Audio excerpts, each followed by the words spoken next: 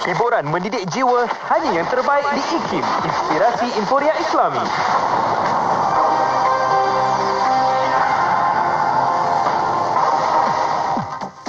Bismillahirrahmanirrahim. Assalamualaikum warahmatullahi wabarakatuh dan salam sejahtera.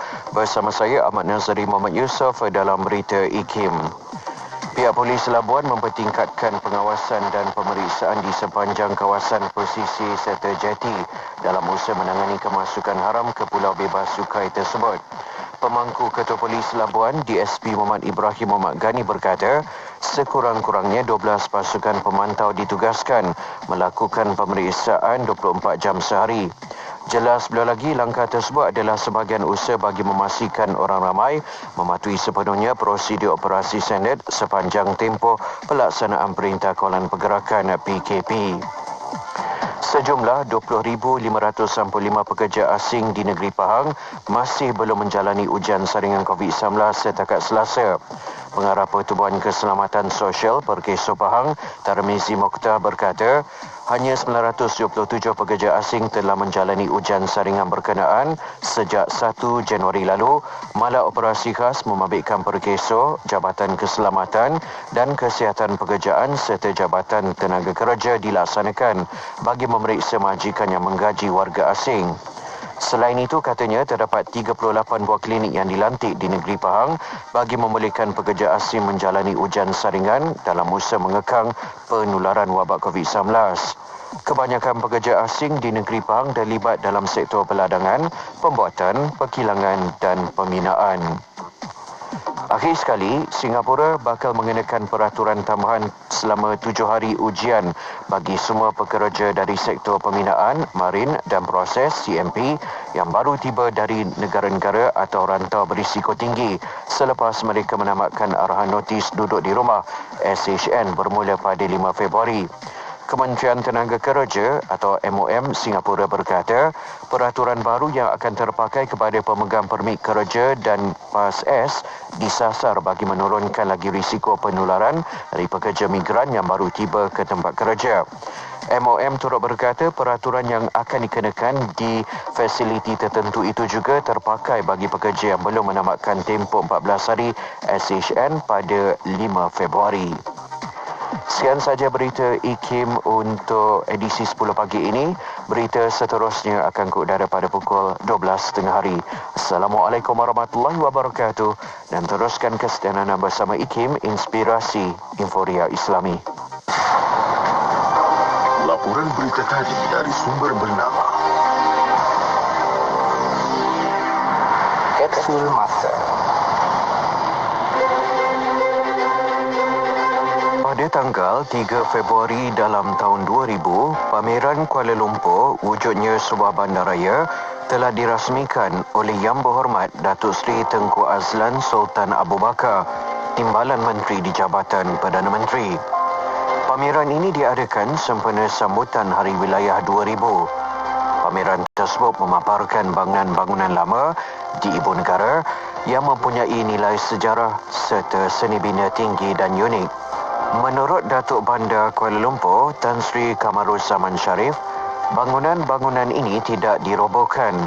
Sebaliknya dikekalkan keasliannya sebagai tempat tarikan para pelancong di samping menjadi tempat rujukan para pengkaji sejarah. Antara bangunan tersebut ialah bangunan Sultan Abdul Samad, stesen kereta api Tanah Melayu Berhad dan pasar seni. Sesungguhnya, pameran seumpama ini dapat menimbulkan kesedaran, rasa kekitaan serta semangat sayangkan Kuala Lumpur dalam kalangan warga kota, khususnya generasi muda pada masa kini. Petikan fakta ini disediakan oleh Seksyen Dokumentasi dan Penerbitan Arkib Negara Malaysia. Bismillahirrahmanirrahim. اللهم أنت السلام ومنك السلام تباركت يا ذا الجلال والإكرام. اللهم أنت السلام ومنك السلام تبارك يا ذا الجلال والإكرام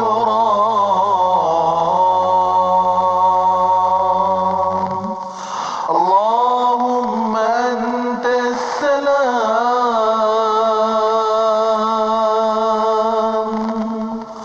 ومنك السلام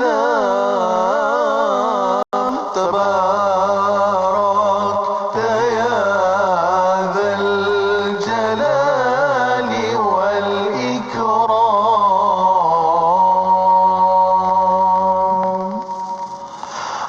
اللهم أنت السلام ومنك السلام تبارك يا ذا الجلال والإكرام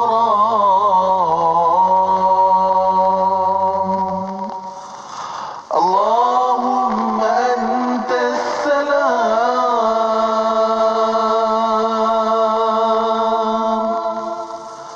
ومنك السلام تبارك يا ذا الجلال والإكرام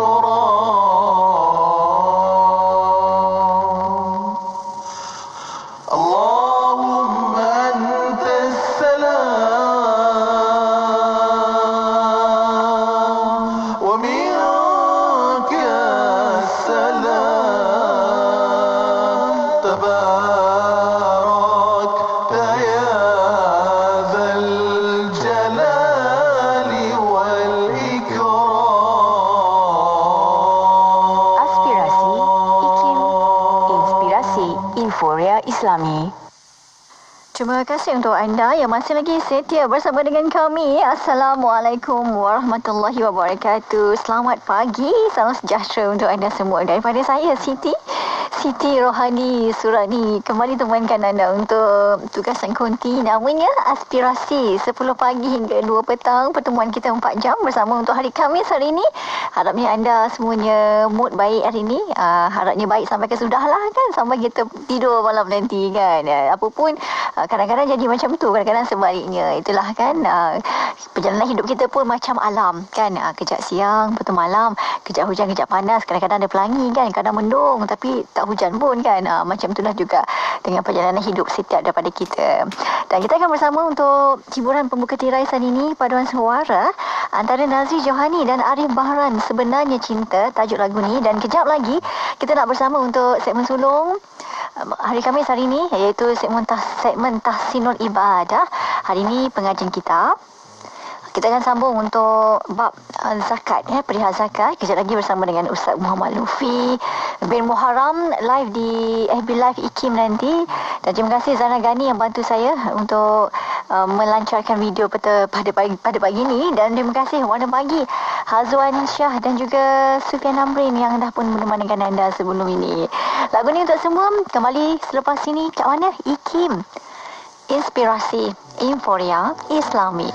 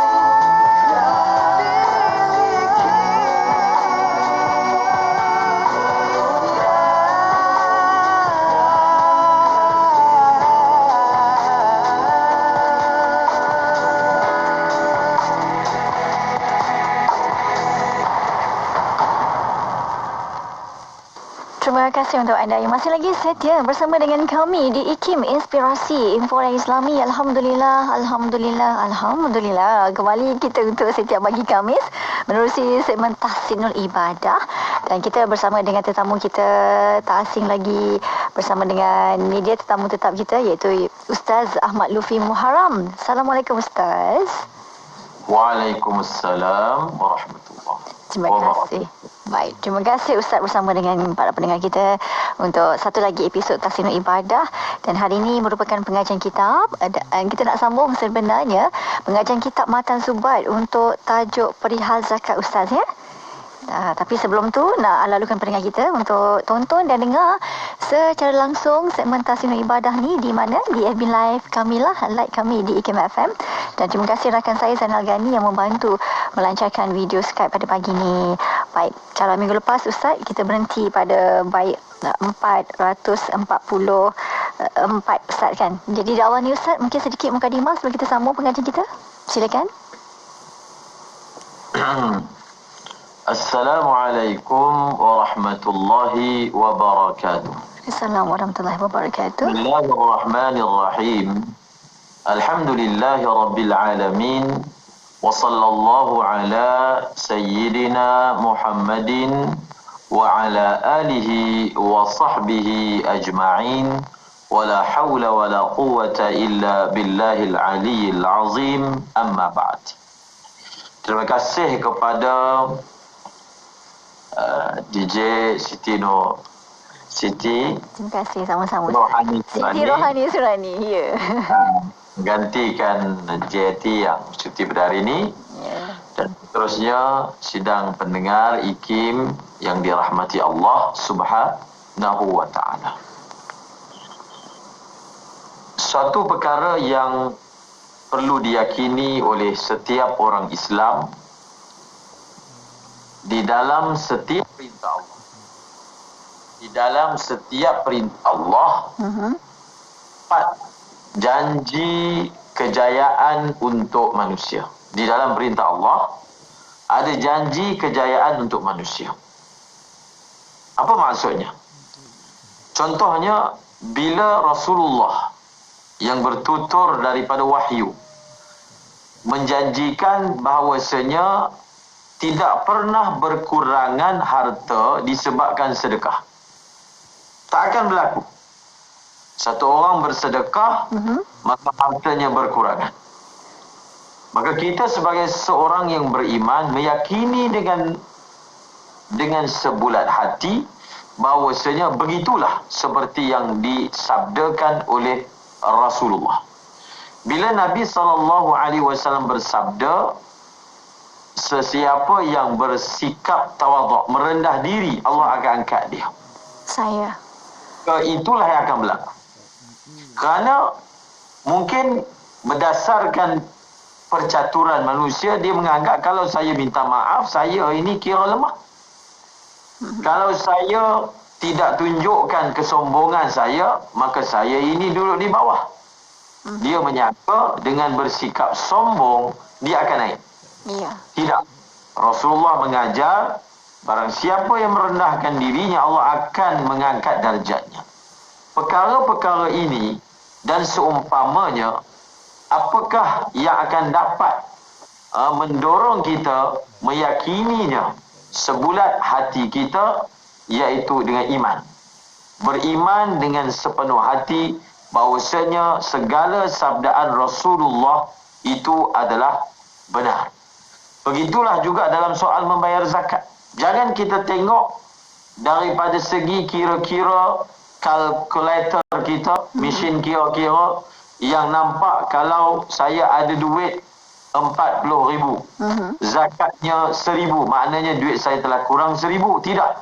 Sebenarnya dengan barakah menginfak yang wajib ini, Allah Subhanahu wa taala akan memberi keberkatan kepada harta kita. Keberkatan ini sama ada harta kita akan ditambah oleh Allah ataupun harta kita tidak bertambah tetapi barakah. Apa maksud harta yang barakah? Sedikit tetapi cukup untuk selesaikan masalah kita. Sedikit cukup untuk menenangkan hati kita. berbanding orang yang hartanya banyak sebahagiannya tapi tiada barakah. Apa maksudnya? Walaupun ada harta banyak, masih bergaduh dengan manusia untuk menambah harta. Harta banyak tapi masih runsing dan risau, tidak tenang. Maka ini tanda-tanda ketiadaan keberkatan pada hari tersebut. Justru pelajaran kita pada hari ini masih lagi berkaitan dengan zakat. Pada awal pengajian kita berkongsi wasiat daripada Rasulullah SAW untuk diri sendiri dan seluruh pendengar yang mendengar program pada pagi ini, supaya sama-samalah kita menunaikan sedekah, membayar zakat tanpa ragu-ragu dan dengan penuh keyakinan bahawasanya pasti akan ada gantinya daripada Allah Subhanahu wa taala. Baik, itu mukadimahnya.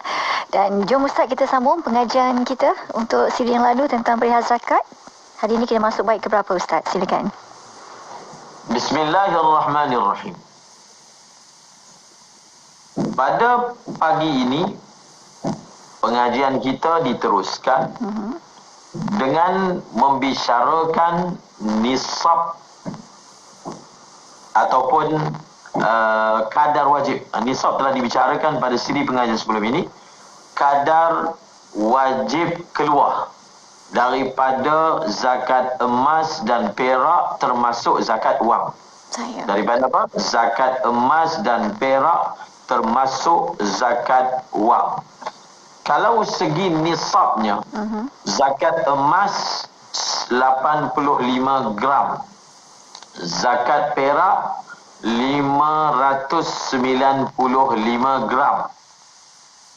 Dan daripada segi duitnya, maka setiap orang boleh merujuk kepada laman sesawang bahagian zakat negeri masing-masing untuk mengetahui berapakah nisab semasa. Dan hari ini kita akan bicarakan berapa. Pada 85 gram, berapa yang wajib dikeluarkan zakat? Daripada 590 gram perak, berapa yang wajib dikeluarkan zakat? Daripada nilai nisab, misalnya mungkin di Kuala Lumpur nisab 20,000 lebih, boleh rujuk. Daripada 20,000, berapakah kadar wajib zakatnya? Kata pengarang, fi dhaini rub'ul ushri law min ma'dini wa ma yazidu bil hisabil bayyidi. Terjemahannya, baca terjemahannya. Terjemahannya, bagi kedua-dua jenis logam ini diwajibkan zakat 1/40 atau 2.5% walaupun ia ditemui di tempat galiannya. Sesuatu yang lebih daripada itu, maka hendaklah dihitung berdasarkan perkiraan yang jelas. Di dalam bait syar'i ini menyatakan kadar wajib keluar. Berapa yang disebutkan untuk emas dan perak termasuk wang berdasarkan ijtihad ulama pada zaman ini, rubu' usyur. Rubu' ni terjemahannya 1/4. Usyur terjemahannya 1/10. 1/4 dari 1/10. Maknanya 1/10 bahagi 4. 1/10 bahagi 4 ni sama dengan 1/40. 1/40. Satu bahagian daripada 40. Ataupun daripada segi peratusnya 2.5%.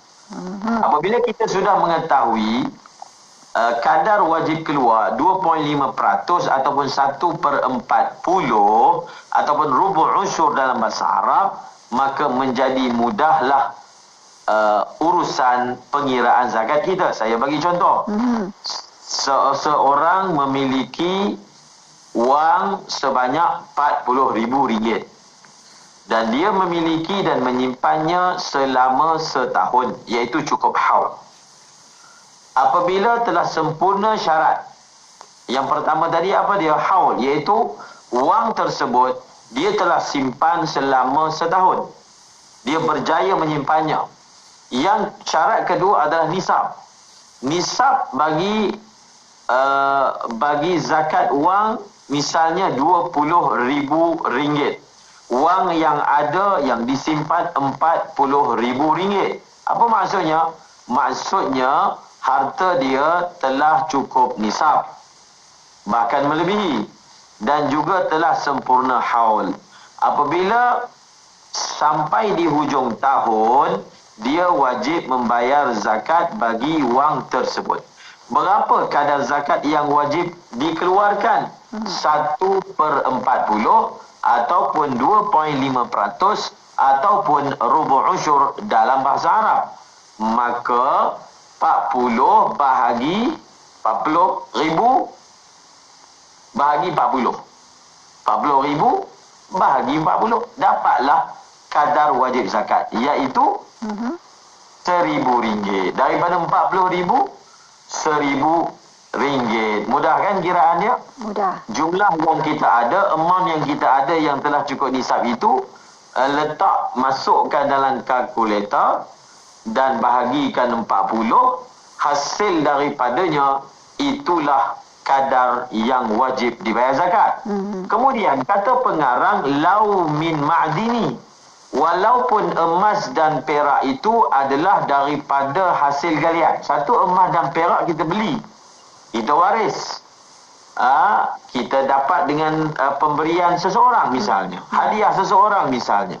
Satu lagi, emas dan perak itu hasil galian, maksudnya lombong. Seseorang itu melombong emas, melombong perak, lalu dia memperolehi hasilnya. Apakah ia juga wajib dizakatkan? Emas dan perak yang dilombong itu juga wajib dizakatkan? Jawapannya ya. Sebab itu pengarang kata, walaupun dua logam emas dan perak itu datangnya daripada hasil galian ataupun daripada lombong, maka ia wajib dizakatkan. Cuma beza dia, emas yang diperoleh secara lombong, secara galian, tidak wajib tunggu setahun. Tak wajib. Tak wajib. Dia tidak ada syarat haul. Syarat haul ini untuk emas-emas selain daripada itu. Adapun emas-emas yang dilombong, kalaulah dia lombong sehingga dapat 85 gram, maknanya dia terus wajib zakatkannya. Tidak ada syarat perlu disimpan selama setahun ataupun tidak ada syarat haul padanya. Jadi ingat, bezakan antara zakatul ma'din, kalau dalam bahasa Arabnya zakat emas galian ataupun perak galian, berbanding perak dan emas yang bukan daripada sumber galian. Wa ma yazidu, dan kiraan yang lebih daripada itu, lebih daripada nisab, maka hendaklah dikira dengan pengiraan yang jelas. Maksudnya, awal nisabnya 85 gram. Awal nisab perak 595 gram. Keluarkanlah. Kalau 85 gram ni bahagi 40 dapat berapa? Ataupun 2.5% sudah dapat berapa? Maka kalau bertambah, begitulah kiraannya. Bertambah lagi, dia jadi 200 gram emas. Bahagi 40. Dia dapat 400 gram emas contohnya. Satu orang, dia ada 400 gram emas. Sama je. Iaitu dia bahagi 40. Dia bahagi berapa? Dia bahagi 40. Jadi kalau 400 ni bahagikan kepada berapa? Kepada 40. Kita boleh dapat berapa? 400 bahagikan 40, 4. Maka kadar itulah yang wajib dia membayar zakatnya. Maka apabila kita sudah menghafal formulanya, maka kiraan akan menjadi lebih mudah. Kita akan sambung bacaan kita pada pada bait syair yang seterusnya. Apa kata pengarang? Wa fi rikazin jahiliyin minhuma al-khumsu halan kaz-zakati qusima. Terjemahannya, Manakala zakat rikas, iaitu harta yang tertanam sejak zaman jahiliyah sebelum kedatangan Islam, yang berasal daripada emas dan perak, kadar zakatnya ialah 1/5 atau 20% ditunaikan secara langsung dan sekali sahaja, dan ia hendaklah dibahagikan sebagaimana jenis zakat yang lain. Tadi kita sebut kalau orang tu dah ada 400 gram emas, 1/40 wajib dizakatkan. Jadi 1/40 itu 10 gram lah. Bukan 4 tadi.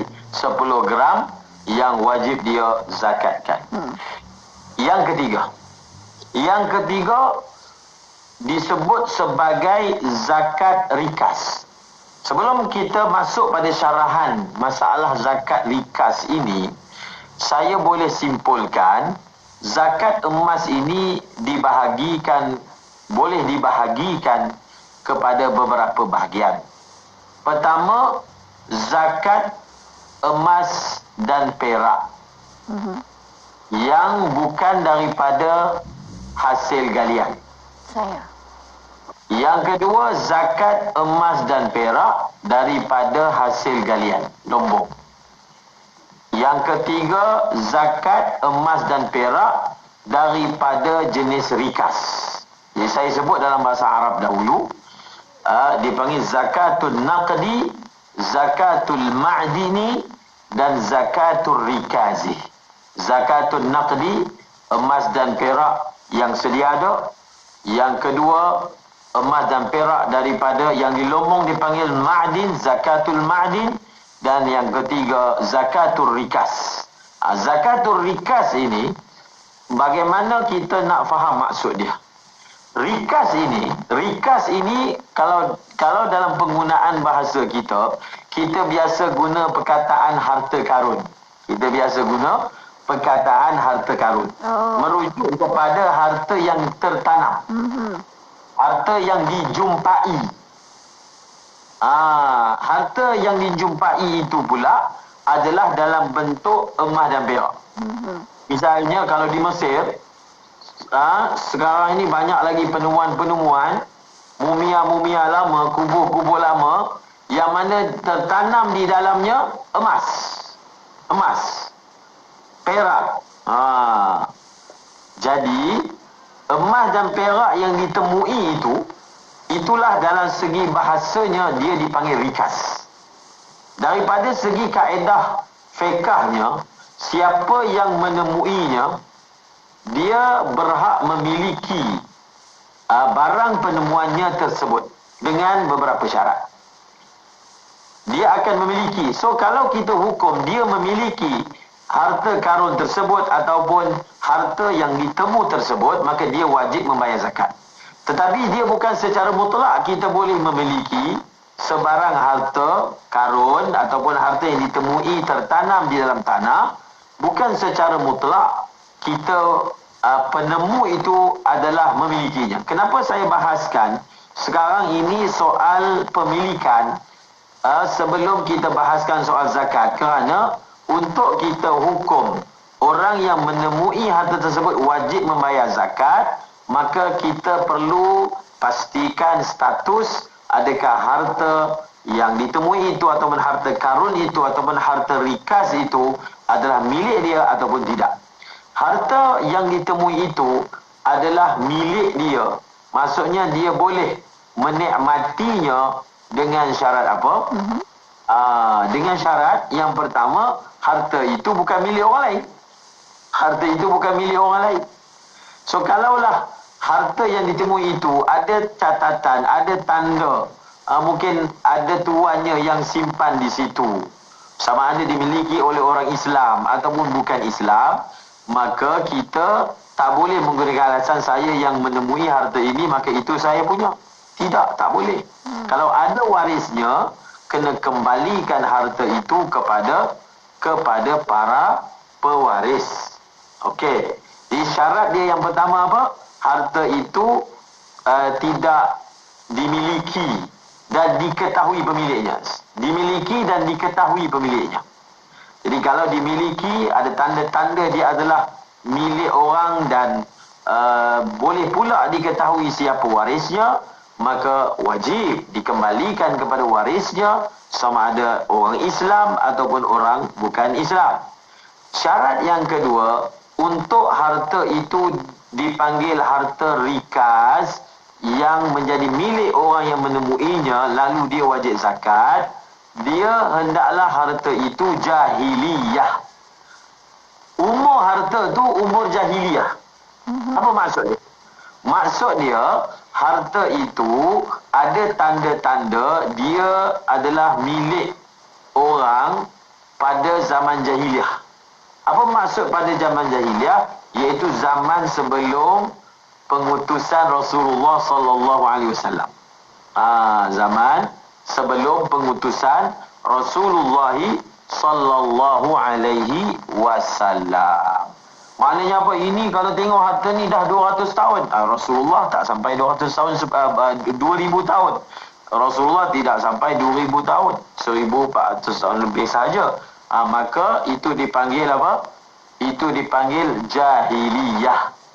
Jadi bila dia adalah harta karun yang jahiliyah, maka orang yang menemuinya berhak memilikinya. Bila dia berhak memilikinya, makna kata dia wajib membayar zakat bagi harta tersebut. Ada sepotong hadis yang Rasulullah sallallahu alaihi wasallam bersabda, wa fir rikazi al-khumusu. Pada harta rikas ini, berapa dia punya kadar yang wajib dibayar zakat. Nisab dia sama je. Kalau emas 85 gram, kalau perak 595 gram. Tapi berapa yang wajib dibayar zakat? Al-khumus 1/5. Wajib dibayar zakat. Daripadanya, kata pengarang, nisabnya ataupun kadar wajib mengeluarkannya itu adalah 1/5. 1/5. Maknanya berapa kadarnya? Kalau 100 kita bahagi 5. Kalau 100 gram harta karun yang ditemui itu 100 gram, maknanya kadar wajib zakat yang dia kena keluarkan itu adalah berapa? 100 bahagi 5 dapat berapa? 20 gram lah yang wajib dia keluarkan sebagai zakat. Halan, kata pengarang, halan. Halan ni apa maksud dia? Halan tu maksudnya dia kena keluarkan sekarang. Halan, sekarang. Dia tidak ada tunggu tempoh setahun, tak ada. Sama macam masalah sebelum ni, iaitu zakat emas dan perak galian ataupun lombongan tidak disyaratkan disimpan selama setahun. Haul. Hendaklah dibayar zakat serta-merta. Maknanya bila dah dapat dan dibersihkan, ditimbang dengan baik berapa kadarnya, kalau mencukupi nisab, maka wajib dibayarkan tanpa perlu menunggu sempurna setahun ataupun haul yang disebutkan dalam istilah zakat. Sepertilah zakat dia kena bayar dan diagihkan serta merta. Itu perkara berkaitan dengan zakat emas dan perak yang mempunyai 3 bahagian. Berikutnya kita akan bicarakan berkaitan dengan zakat tanaman, tapi sebelum itu kita berhenti sebentar. Ya, boleh. Kita berhenti sebentar. Dan kalau pendengar ada soalan, boleh hantarkan ke 2 platform yang kami sediakan. Yang pertama di WhatsApp konti 011-2904-004, ataupun cara kedua anda tinggalkan soalan di ruangan komen sebelah video live untuk segmen Tasmim Ibadah pagi ini. Dan kita akan kembali sebelah sini. Jadi teruskan setia bersama dengan kami di IKIM Inspirasi Inforia Islami.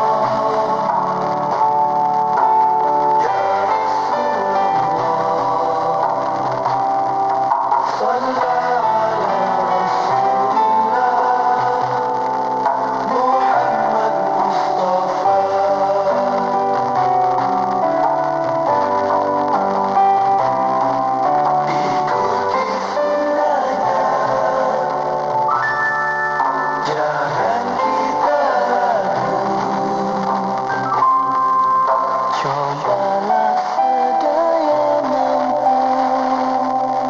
hidupkan berlebih. Alhamdulillah para pendengar, kita kembali bersama Zanini, masih lagi menerusi segmen Tahsinul Ibadah bersama Ustaz Ahmad Lutfi Muharram. Bagi anda yang baru je dengarkan kami di Radio IKIM dan menonton secara langsung video live Tahsinul Ibadah di Facebook rasmi Radio IKIM di IKIM FM. Dan kita sambung apa yang kita kongsikan hari ini, iaitu pengajian kitab Matan Zubat untuk tajuk perihal zakat. Silakan Ustaz, kita sambung. Bismillahirrahmanirrahim. Setelah kita mempelajari berkaitan dengan zakat emas dan perak yang telah dirumuskan terbahagi kepada 3. Yang pertama, emas dan perak yang diperolehi daripada sumber harta karun yang disebut rikas, iaitu yang tertanam sejak zaman jahiliah dan ditemui ada tanda-tanda usia harta karun itu, iaitu semenjak zaman jahiliah, maka dia menjadi milik orang yang menemunya dan langsung terus wajib membayar zakatnya. Yang kedua disebut sebagai zakatul ma'din, iaitu emas dan perak yang diperolehi daripada hasil lombong. Apa beza emas dan perak yang telah disebutkan tadi, yang kita sebut harta karun, dengan emas dan perak daripada lombong? Beza dia adalah emas dan perak dalam bentuk harta karun itu, dia daripada atas bumi kita tanam dia. Mana dia memang dah siap dalam bentuk kepingan ke, dalam bentuk jongkong ke, kemudian ditanam.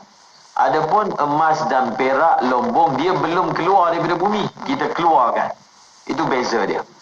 Dan kadar wajib zakatnya pada emas dan perak jenis rikas ataupun harta karun tadi 1/5, dan daripada jenis emas dan perak lombong iaitu 2.5%. Dan yang ketiga, emas dan perak selain daripada 2 yang telah disebutkan. Sama ada kita ini beli jongkong emas untuk simpan, kita beli dinar dan dirham perak, kita simpan, jadikan dia aset, maka semua ini wajib dibayar zakat, kecuali barang kemas. Ini kita dah pelajari berkaitan dengan zakat barang kemas. Di dalam mazhab Al-Imam Syafi'i, barang kemas tidak wajib dibayar zakat dengan syarat barang kemas itu adalah barang kemas yang harus dipakai. Apa maksud barang kemas itu harus dipakai? Iaitu barang kemas itu dipakai ataupun diberi pinjam, diberi kepada orang yang boleh pakai, iaitu perempuan. Kalau lelaki beli barang kemas dan dia pakai, maka hukumnya haram, maka dia wajib dibayar zakat. Syarat pertama, barang kemas tidak wajib dibayar zakat.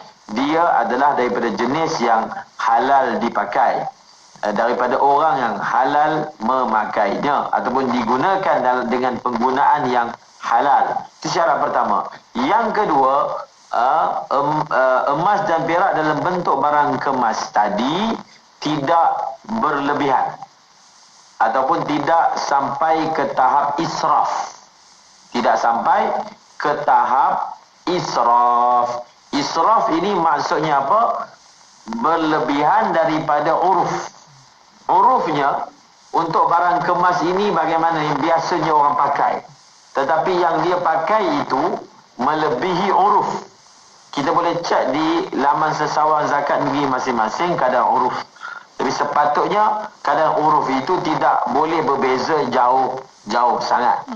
Apa maksud barang kemas itu telah melebihi kadar uruf? Misalnya satu orang dia pakai anting. Anting-anting yang dia pakai ni, dia punya gram dia 850 gram. Jadi itu dipanggil berlebihan. Dan apabila anting-anting berat dekat sekilo, itu dia sudah keluar daripada sifatnya sebagai perhiasan. Itu dah bukan perhiasan, buruk dah muka dia. Ataupun dia pakai gelang yang mana besar dia sampai tutup dia punya siku dia, itu dah bukan perhiasan. Bila dia telah melebihi kadar tersebut, maka dia wajib dizakatkan. Okey, perbincangan kita yang seterusnya ni adalah berkaitan dengan zakat tanaman, buah dan juga bijirin tanaman. Secara umumnya kalau di Malaysia ni, pada jenis buah yang wajib dizakatkan tak ada buah yang wajib dizakatkan bagi konteks kita lah, tempatan kita dan bermazhab Syafi'i, dari segi mazhab Syafi'i. Sebab di dalam mazhab Syafi'i, buah yang wajib dizakatkan hanya dua jenis buah sahaja, iaitu buah anggur dan juga buah tamar sahaja. Adapun selain daripada itu tidak wajib dibayar zakat. Maka kita boleh rumuskan daripada segi buahnya, memang tak ada orang di Malaysia yang wajib bayar zakat buah. Selain daripada itu, walaupun dia ada ladang durian ke, ladang mangga ke, tidak wajib dibayar zakat atas nama zakat buah. Itu yang pertama. Yang kedua berkaitan dengan tanaman. Tanaman yang wajib dibayar zakat, kalau kita boleh rumuskan di negara kita, hanya satu jenis tanaman sahaja, iaitu padi. Iaitu apa? Padi je. Tanaman selain daripada itu, orang tanam sayur ke, dia tanam carrot, tanam bawang, dia tanam jagung, secara umumnya tidak wajib dibayar zakat atas nama zakat tanaman. Maka itu rumusan awal yang boleh saya simpulkan sebelum kita masuk pada pembicaraan berkaitan dengan zakat tanaman. InsyaAllah pada pengajian yang berikutnya kita akan membahaskan zakat tanaman ini dengan lebih sempurna. Jadi kita boleh buka soal jawab berkaitan dengan isu hari ini atau yang lain. Okey, baik. Kita ada soalan daripada pendengar kita di WhatsApp konti dulu. Soalan yang ditanya oleh para pendengar kita, soalan daripada, adakah wang yang dipinjamkan dan dibayar secara ansuran, perlukah dibayar zakat wang itu sebagai zakat simpanan? Ustaz, tak menama pula ni pengirim kita ni. Okey, itu soalannya. Seseorang meminjam wang. Misalnya dia pinjam 100,000. Bila dia pinjam 100,000, duit itu akan ditransfer ataupun diserahkan ke tangan dia. Apabila kita meminjam wang, duit yang kita pinjam itu duit kita. Memang duit kita, bukan duit orang yang bagi pinjam. Sebelum dia serahkan kepada kita, itu duit dia. Setelah dia serahkan kepada kita, maka dia menjadi duit kita. So, bila kita telah hukum bahawasanya itu sebenarnya duit kita, maka kalaulah wang yang kita pinjam itu kita mampu simpan, kita berjaya simpan selama setahun dan cukup nisab. Maksudnya lebihan daripada simpanan tersebut 20,000. Selama setahun cukup haul dia berjaya menyimpannya, maka wajib dizakatkan. Okey, seterusnya Ina dari Johor Bahru. Jika zakat pendapatan dari kerja dulu-dulu nak kira ikut dari pendapatan setiap tahun ke, termasuk bonus? Dibayar ikut tahun atau sekali bayar je, Ustaz? Soalan ini terlalu umum. Soalan ini terlalu umum, iaitu adakah zakat pendapatan. Biasanya kalau orang tanya zakat pendapatan ni, dia maksudkan adalah zakat gaji. Secara umumnya itulah yang dimaksudkan. Maka kalau daripada segi mazhab Syafi'i, zakat ini hanya wajib dibayar. Dengar betul-betul. Kalaulah kita berjaya menyimpan wang yang cukup nisab selama setahun. Kita berjaya menyimpan wang yang cukup nisab selama setahun, maka barulah kita wajib membayarnya di hujung tahun. Kalaulah keadaan kita bukan seperti itu, kita ni gajinya sejemput je, untuk guna bulan pun tak cukup. Daripada segi mazhab Syafi'inya dan mazhab-mazhab lain bahkan, kita tidak wajib membayar zakat. Kalaulah begitulah ceritanya, halnya berlaku kepada yang bertanya pada tahun-tahun yang sebelum ini, maka tidak ada tunggakan yang dia wajib bayar. Tapi kalau orang ni gajinya 50,000 sebulan, maknanya sekali gaji pun dah cukup nisab. Nisab 20,000. Gaji dia 50,000. Dan dia punya penggunaan hartanya tu lebihannya banyak, maka dia bolehlah bayar setiap bulan. Setiap bulan tu daripada komitmennya baki tu ada lagi 30,000. Dia dah boleh bayar zakat dia setiap bulan atas nama zakat al-muajjalah. Bayar zakat awal. Tapi dengan syarat apa? Dengan syarat yang simpanan itu telah cukup nisab. Telah cukup nisab, awal lagi cukup nisab. Maka dia bayar, setiap bulan bayar, setiap bulan bayar, sampailah hujung tahun, dia bayar mengikut bulan. Dia tak perlu nak kira pula 12 bulan pula sekali lagi, tidak, kerana dia telah membayarnya dengan lebih awal. Kerana apa? Kerana nisabnya telah cukup, walaupun haul belum sempurna, sudah boleh membayarnya. Okey, seterusnya soalan daripada Kak Ina dari Kelang. Ni kan orang nak sibuk-sibuk keluarkan K2SP. Macam mana tentang zakat duit air sinar? Berkaitan dengan zakat air sinar, yang pertama kita tunggu duit tu kita dapat. Yang kedua, fatwa akan dikeluarkan oleh badan rasmi, maka tunggu fatwa daripada badan rasmi tersebut. Saya tidak mau mendahuluinya. Betul. Tunggu duit dapat. Saya tak dapat, nak bayar macam mana, nak kira macam mana. Okey. Seterusnya soalan daripada pendengar kita Zuraidah dari Seremban. Adakah ASNB dan ASB perlu dikenakan zakat?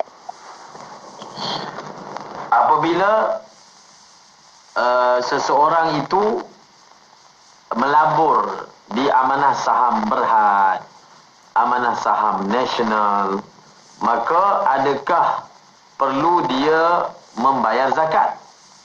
Maka jawapannya ya. Itu kan harta dia. Itu kan harta dia. Maka dia wajib membayar zakat. Sebenarnya kalau kita rujuk masing-masing punya laman sesawang berkaitan dengan apa? ASB, zakat ASB, semua laman seseorang ada menyebut tentangnya. Misalnya kita boleh rujuk cara pengiraannya, iaitu dengan melihat baki terakhir selama setahun itu, kemudian dikeluarkan daripadanya 2.5%. Jadi kalau saya baca sedikit berkaitan dengan panduan membayar zakat ASB tunai, saya beri contoh, dan yang bertanya boleh rujuk untuk melihat dengan jelas dan memahami dia berada pada situasi yang mana satu. Contohnya, dia memiliki ASB dalam bentuk tunai, bukan financing, tapi dalam bentuk tunai. Ini kita tak bicara hukum melabur itu sendiri, kita andaikan atas fatwa yang mengatakan boleh jika dalam akaun kita ada 200,000. Maka kita perlu membayar zakat 2.5% jumlah tersebut apabila cukup nisab dan haul 12 bulan hijrah. Misalnya, kalaulah yang dalam akaun kita tadi sebut tadi berapa? 200,000, maka maknanya 2.5%, 200,000 bahagi 40, jumlah yang wajib dizakatkan adalah RM5,000.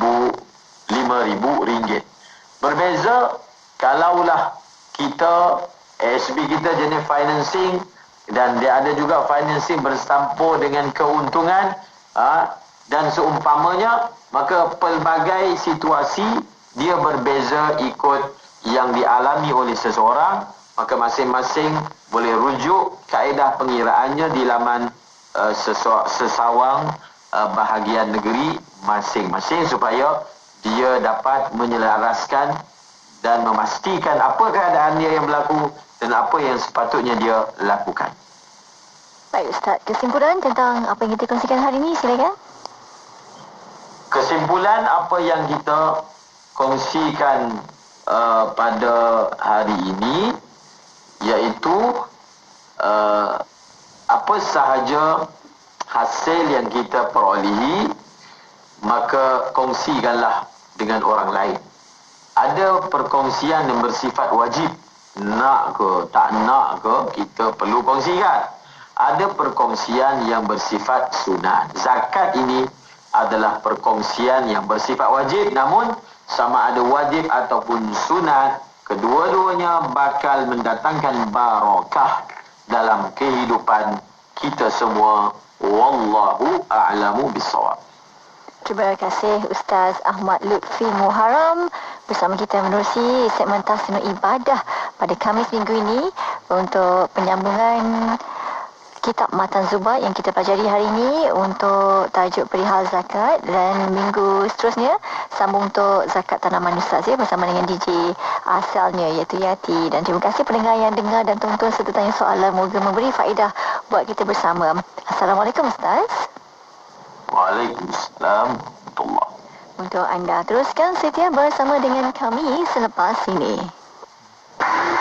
Nuraisa, Nuraisa, kosmetik mesra wuduk Nuraisa. Nuraisa, Nuraisa, kosmetik mesra wuduk Nuraisa. Nuraisa, Nuraisa, Nuraisa, makeup mudah dibersihkan. Pilihan ramai wanita, kosmetik mesra wuduk Nuraisa.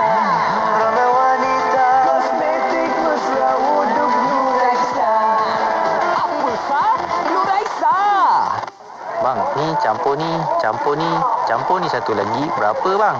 Okey, kejap. Ni harga dia. Murahnya bang. Package combo kembali lagi. Tempah sekarang sementara masih ada. Hubungi 012-686-9236 atau 017-345-2564. Tertakluk pada terma dan syarat. Hari tutup permohonan iklan adalah setiap 16 hari bulan pada setiap bulan. Ayo sertai kempen Jom Menyumbang RM50 demi pembebasan Masjid Al-Aqsa dan Palestin. Hubungi kami 0389267019 dan layari Facebook Aman Palestin. Dengan roh, dengan darah, kami berkorban untukmu ya Aqsa.